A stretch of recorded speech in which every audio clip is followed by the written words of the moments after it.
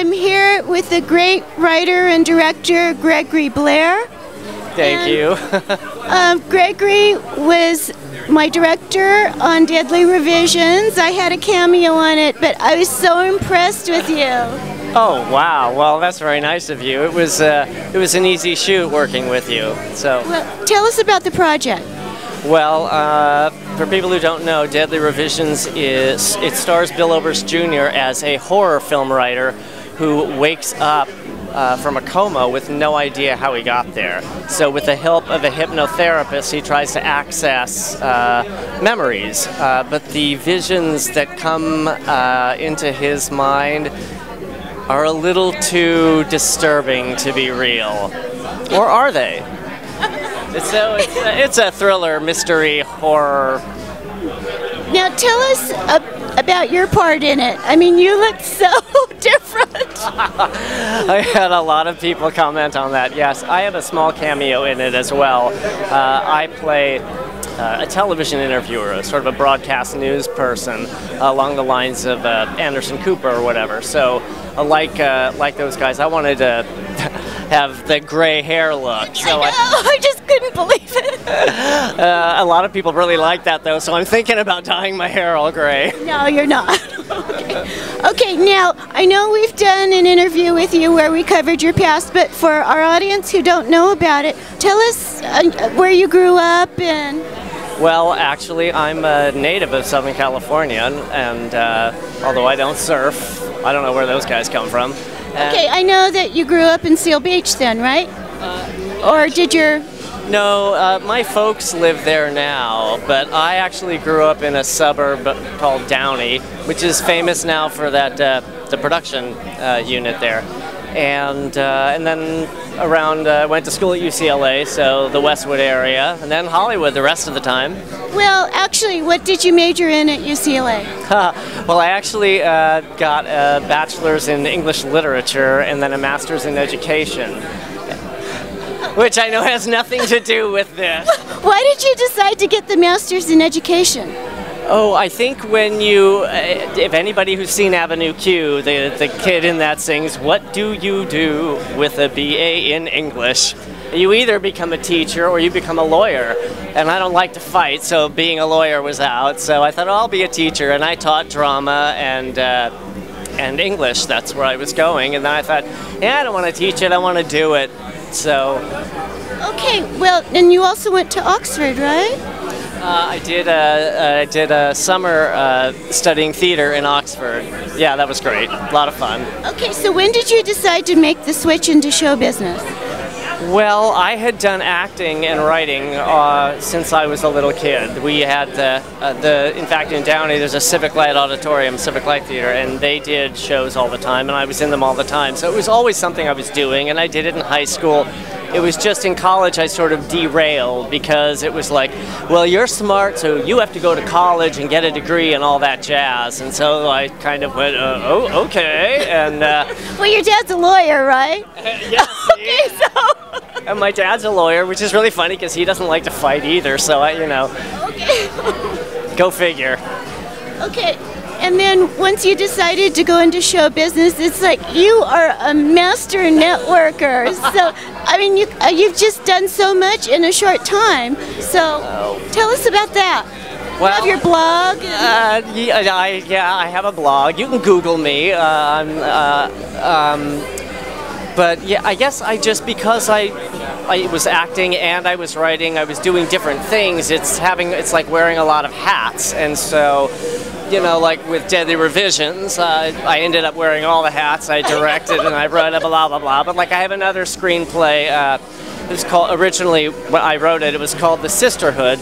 It was, it's now being, it's in pre-production with a company in Spain, Enmar Productions. It's now called The Gateway. So that's happening. That's another horror film. But that's happening sort of without me. They bought it. They're doing their own thing with it. They're changing the names and stuff, which is all fine with me. So I've got that. I've got some auditions this weekend for some acting things. So it's like when you do that many things, it kind of seems like you're always busy. Well, you are always busy. Was Deadly Revisions your first movie then that you wrote and directed and produced and everything else? It was not the first movie I wrote, but it is the first movie that I've directed. And that was a great experience. It's you always learn something every time you branch out and do something new. So that was the first film you directed? Yeah. How did?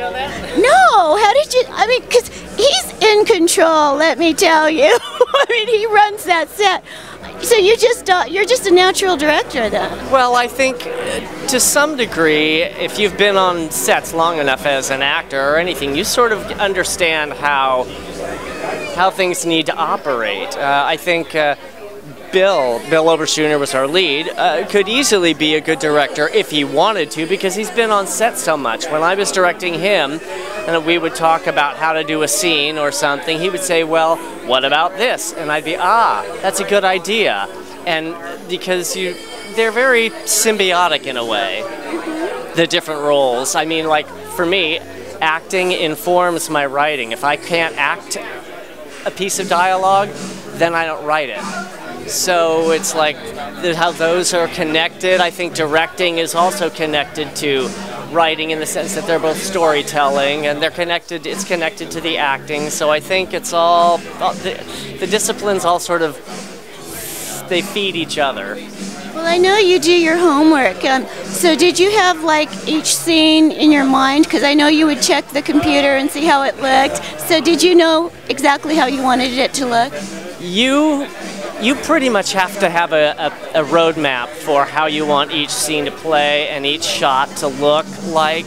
But you also have to have an open mind to change, because different things will happen on set that some of them are, I actually wrote a blog entry about this, or an article about this. I think it's in Film Courage.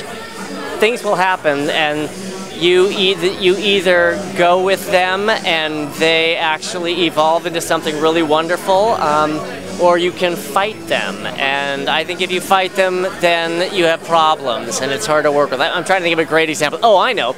Okay, here's an example. We got a chance to reshoot a scene, and I said, Bill, just play around. Do whatever you want to do, and let's see what it looks like.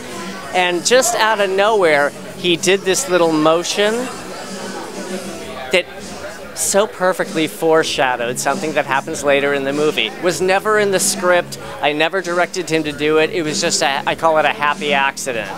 And so that's in the film, and it was never in the script, but who cares? So that's the kind of thing you have to let just sort of happen. So it's a mix of control freak and let's play crazy in the sandbox. Okay, so what do you like best? Acting, or directing, or writing, or all of them? I know you're an award winner as a writer. Yes, thank you. And which one do I like most?